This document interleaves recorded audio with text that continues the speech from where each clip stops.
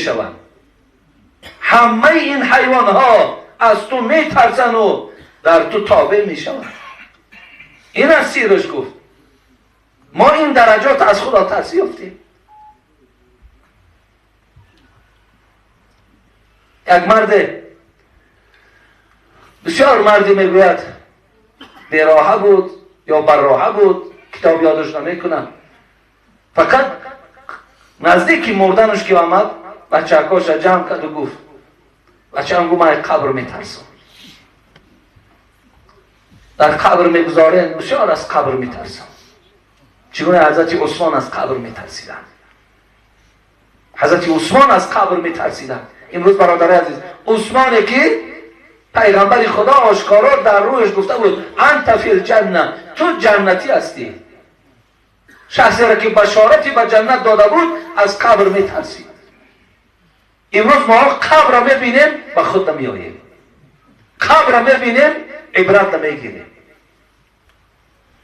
حتی یبل لحیته، منذری در کتاب الترغیب و الترهیب میگوید که حضرت عثمان قبر را که میدید آنچنان گریه میکردی گویا که در بالای ریش های او باران باریده باشد، آنقدر گریه میکردن. این مردم از قبر بسیار میترسید است و بچه‌کاش گفته است بچه وقتی که اگر من از دنیا گذشتم، همون هندوها را میدانی که در تابوت میگذارن و آتش میزنن و خاکسترش برده بعد در دریا میپرتاین. منم گفت بچم هم تکنین، من آتش زنین، خاکستر ما برده در بیابان ها پرتاین. فکر میکرد این انسان نافهم که خدا این گردها را جمع کرده نمیتواند. همچنان بچه‌کاش وصیتش اجرا کردن، سوزاندن و این در صحیح بخاری میگذره این کیسه، سوزاندن و گرفتن خاکستر کردن و بردن بعد در بیابان پاشش دادن. الله ذوالجلال، اللهی که نباشی پیدا میکند، گردها را جمع کرد و پیغمبرمون حکایت دارد، جمع کرد و این بنده را راست کرد و گفت لما فعلت هذا، چرا این خیل کردی؟ چرا نگذاشتی که تو را در کفن جای کنن و آورده در درون قبر زیبا گذارند؟ چرا این خیل نکردی؟ قال من خشیتی که یا ربی انت تعلم، پروردگارا گفت تو میدانی، ذاتی تو آگاه هست که من به چی خاطر این وصیت کردم. به خاطر که با تو روبرو شدن می ترسیدم. به همین خاطر از جمله همون پدر بودم که در دنیا یک بار بچه من نگفتم نماز خوان، یک بار بچه من دلیاوی نشیدم که گویم ای بچم آخی شیشه های عرقی که در خانه آتت آورده مانده، آخی اگر ملائکه رحمتی خانه من نمیدرایم. بچه من مست میدیدم دلیاوی نمیشیدم که گومش بچه با همراه همین آدم های از تو ملس همنشین نباش، عرق نوشته شد. من به خاطر خدا را دعا کنم که تو آنی فرزند بر من دهد که در پیری تو دستی من نگیری، نه عرق نوشی کنی. یک بار دلاور نشیدم گویم، اهمیت هم ندادم، پروا هم نکردم، گفتم گوری بچم جدا و گوری خودم جدا. هم تا شعار داشتم. دختر من میدیدم هزارها بچه ها را بیراه کرده بود، هزارها بچه ها به گردن و دست های او نگاه میکردم، زینای او را میدانستم، بی حیایی و بی حجابیش را میدیدم، چیزی نمیگفتم.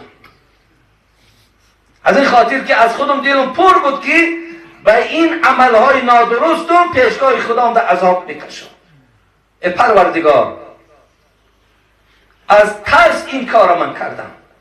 اگه مهربانی خدا را ببین، خدا چقدر به بنده هاش مهربان است، چقدر بنده را دوست می‌دارد. دوستداری او را در کتاب میارد که دوستداری پروردگار را در کتاب میارد که باره حضرت عمر میگوید از جنگ برگشتیم، همراه پیغمبر بودم، اسیرهای زیاد آوردیم، اسیر پلینیک بسیار آوردیم. بعدا در بینشون زنها هم بودن. یک زن در داخل همین مردم شور و فتور داشت، اینجا می‌دراید اونجا می‌دراید، گویا چیزی را میکاود. حضرت عمر میگوید پیغمبر خدا با من اشاره کردن با همین زنک خوب توجه کن، او کودکش را میکاود، کودکی خورد. بعدا میگوید نگاه کردم که کودک یافت و آنچنان مادر خرسند شد که در همین پیشی برش کودک میجکید و پیستانش برآورده در دهان او میداد و سر و روی او را بوسه میزد. حبیب خدا گفت محبت مادر را به فرزند دیدی؟ گفت دیدم. گفت الحال اگر رفته گویی ای مادر همین کودک در آتش پرتا و میپرتاید؟ حضرت عمر گفتن نه، گفتن او در آتش نمیپرتاید، او راضی است که خودش در آتش پرتاید نه کودک شد. بعدم پیغمبر خدا با عمر چی گفت؟ لله افرح بعباده من هذه بولدها. قسم به بزرگی خدا گفت پیغمبری خدا، قسم به عزتش، قسم به جلالش که پروردگار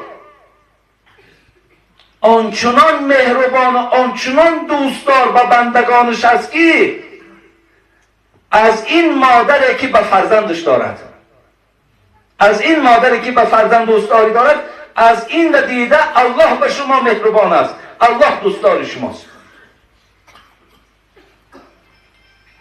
بعدا این مرد که گویم که شکایت کرده بود پیشگاه خدا در راستش کرد و گفت برای چی این کار کردی؟ چی گفت؟ گفت من خشیتی، از ترس تو را، از ترس تو را کردم. اکنون خدا ترسی را ببینید دادر عزیز. غفر الله. حبیب خدا جواب گفت خداوند وقتی که از دهان این مرد شنید که ای پروردگار همین کار من از ترس تو کردم، در اصل از خدا می ترسیده است، از ترس تو کردم. پروردگار گفت به خاطر آنکه تو از من می ترسی من مورد مغفرت تو را قرار دادم، تو را بخشیدم. برادر عزیز و گرامی، خدا ترسی انسان گناهش محو میکنه. خدا ترسی انسان درجاتش در پیش خدا بلند میکنه. میایم به سر قصه بودیم. پیش پیغمبر خدا آمد جوان و چی گفت؟ من بدبختم یا نیکبخت؟ من بهشتی ام یا دوزخی؟ کسی پرسید از سلطان ابرار شدم درمانده یک امر دشوار، ندانم من سعیدم یا که بدبخت، بهشتیم و یا در عقبه سخت. بگفت حضرت، خوب گوش کرد جوان او، بعد جوابش کن. بگفت حضرت معالایی به هر دیگ، دلی خود عرضه کن در صحبتی نیک. اگر مائل شود دل نیک بختی، بکش سوی عزیزان زود رختی. گفت برای آنکه دادری عزیز، جوانی مهربان، فهمی که تو بدبختی یا نیکبخت، تو بهشتی یا دوزخی، در همون محله هاتان وقتی که پند و نصیحت می شود، مثل که الان ما در رفته ایستاده است، وقتی آوازه شد که در فلان جا پند و نصیحت است، رو گفت در همون قوم اشتراک کن.